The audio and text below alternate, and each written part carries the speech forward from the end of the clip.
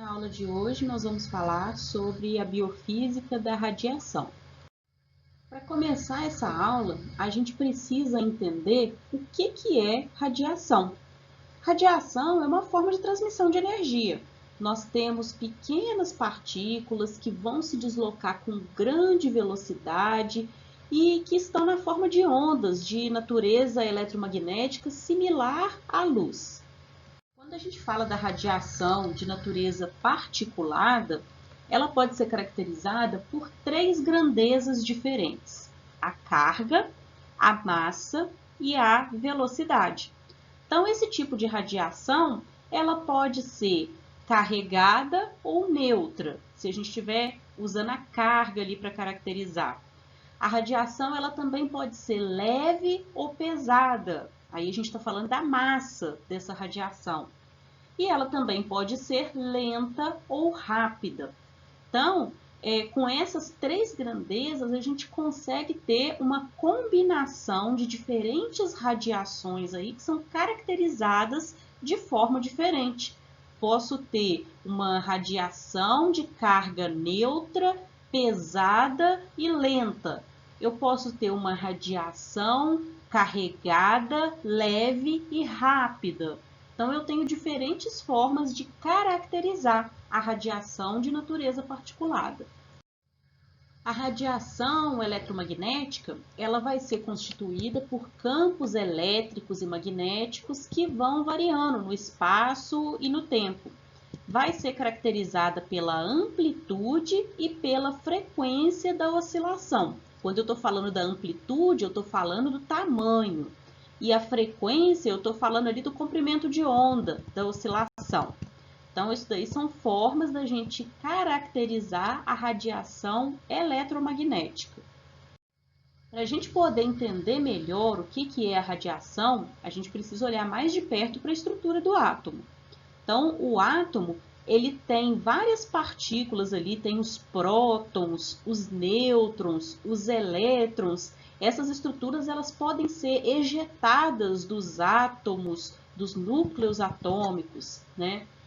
Toda matéria que existe na natureza, ela vai ser composta por um conjunto de átomos. Usando aquele conceito que a gente aprende lá no segundo grau, né, que o átomo é a menor partícula que pode ser obtida em um elemento, a gente consegue entender melhor a biofísica da radiação.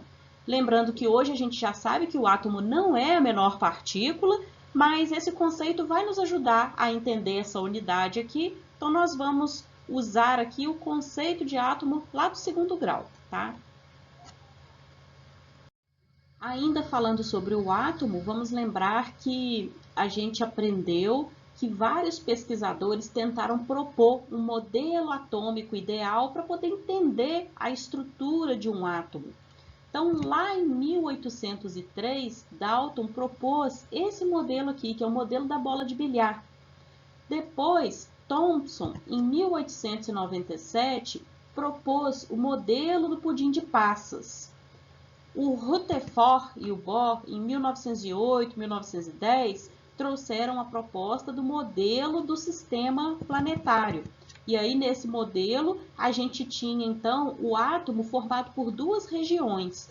Um núcleo, composto aqui pelas partículas de prótons e nêutrons, e a eletrosfera, que era constituída pelos elétrons distribuídos em distintas camadas.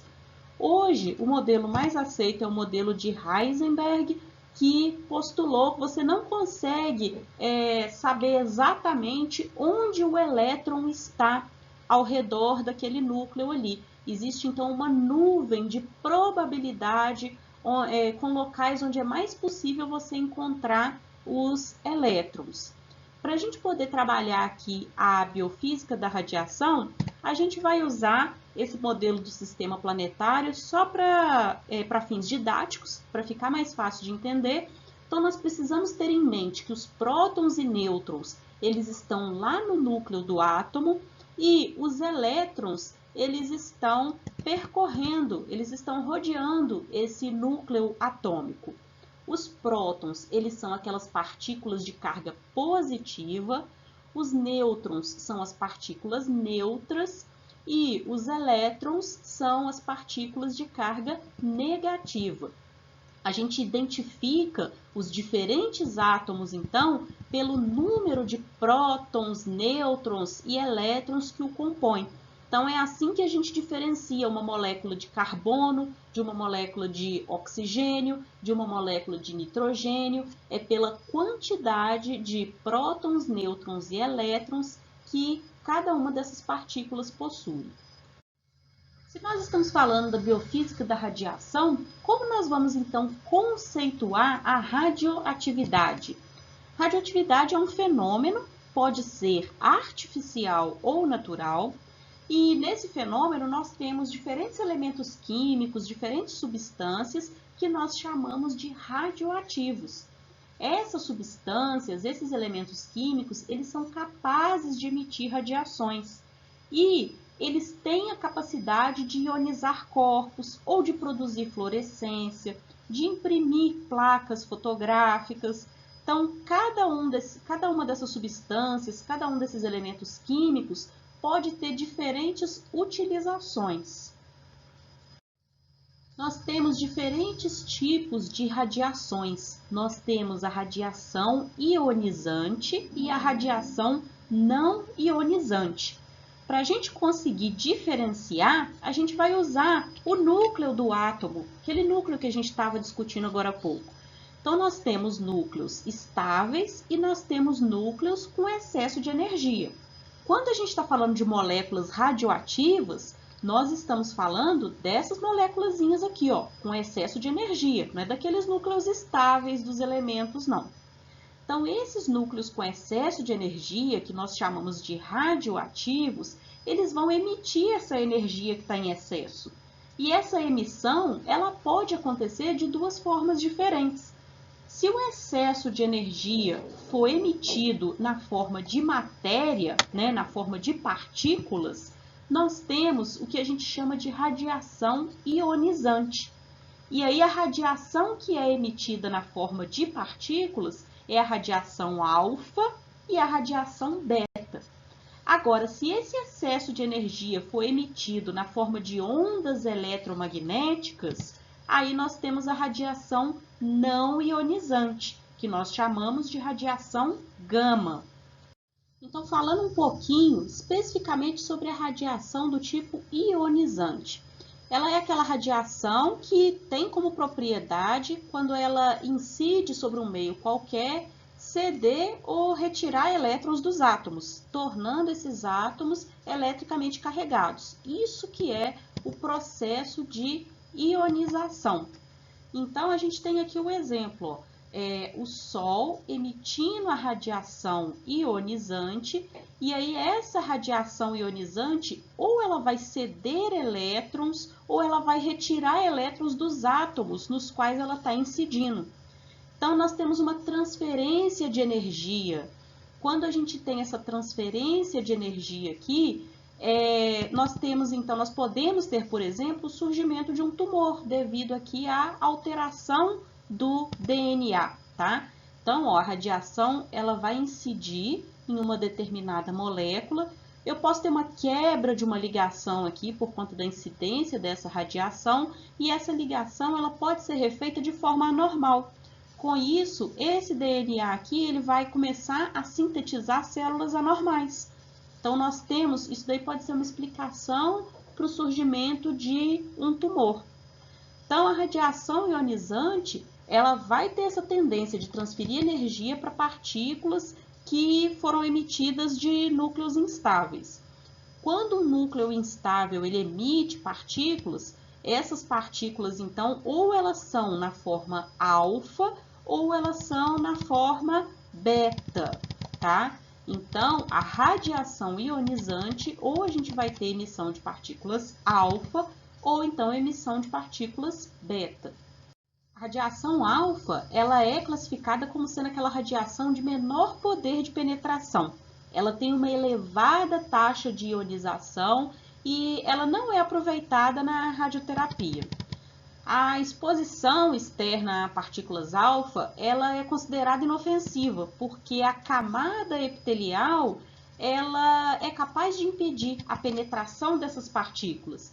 Então, a gente pode ver aqui nesse esquema, olha, a radiação alfa, uma simples folha de papel, um simples tecido, é capaz de impedir a penetração desse tipo de radiação.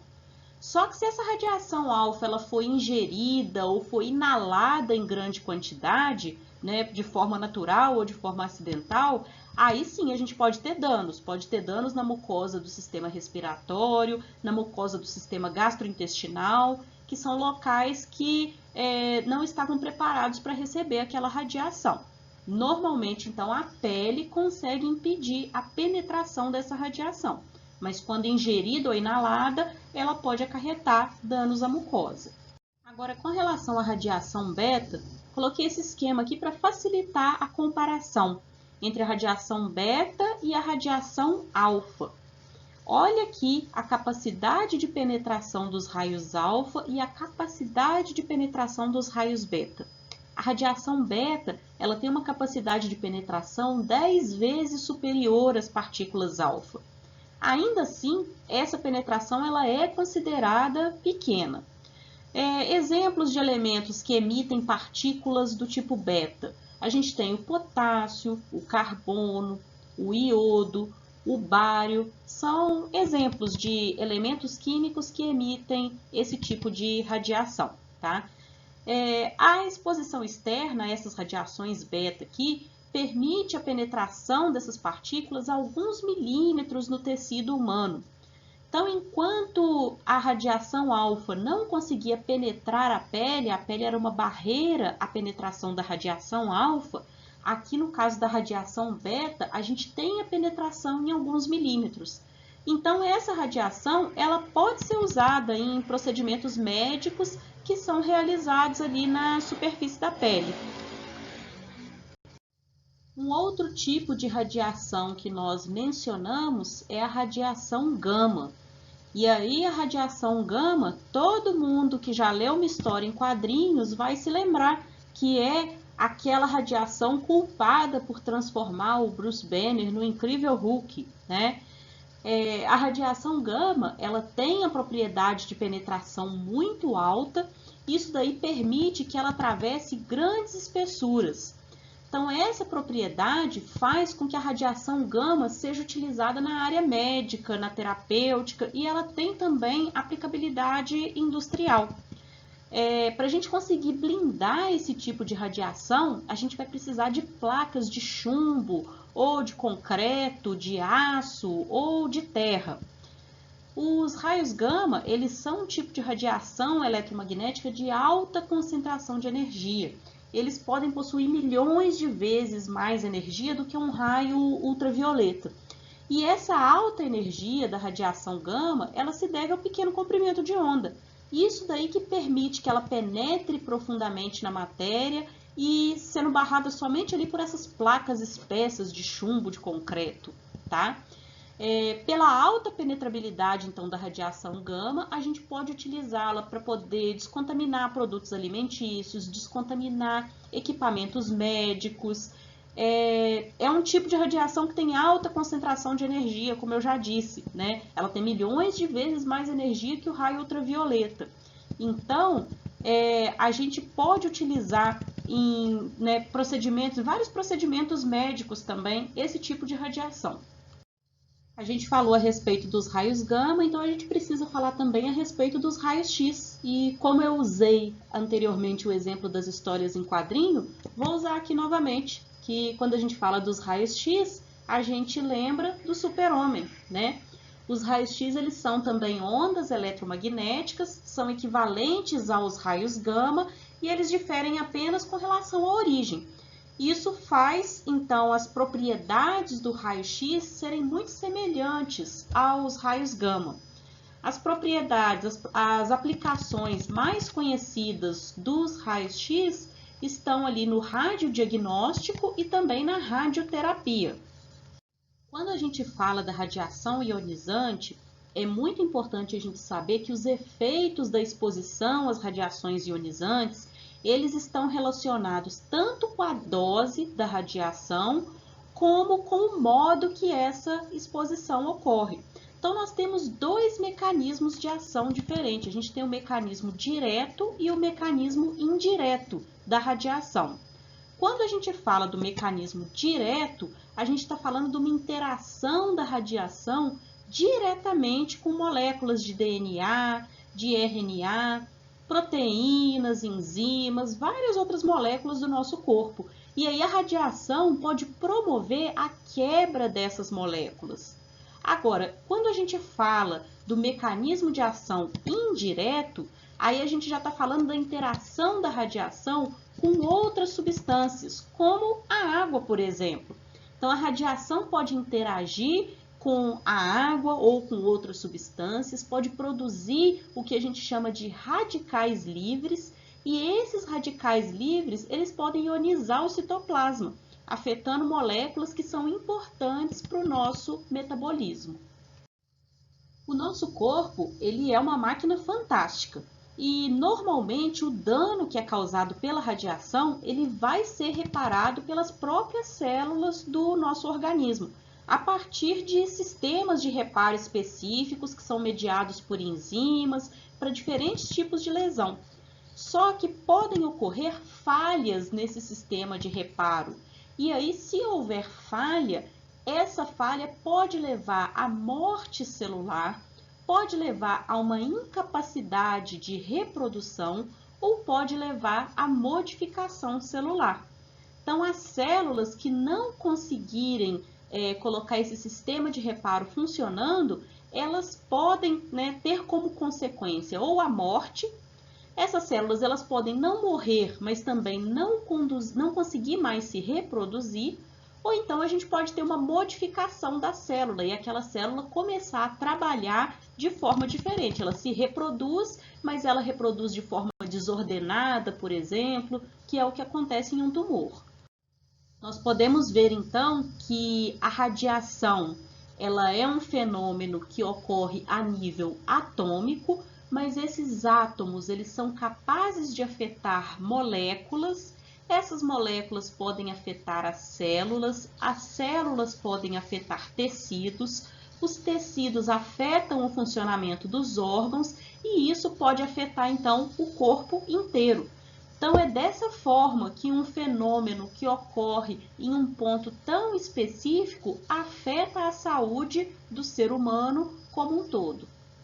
Quando nós falamos dos efeitos da radiação sobre o corpo humano, a gente pode dividir esses efeitos em dois tipos, os efeitos somáticos e os efeitos hereditários.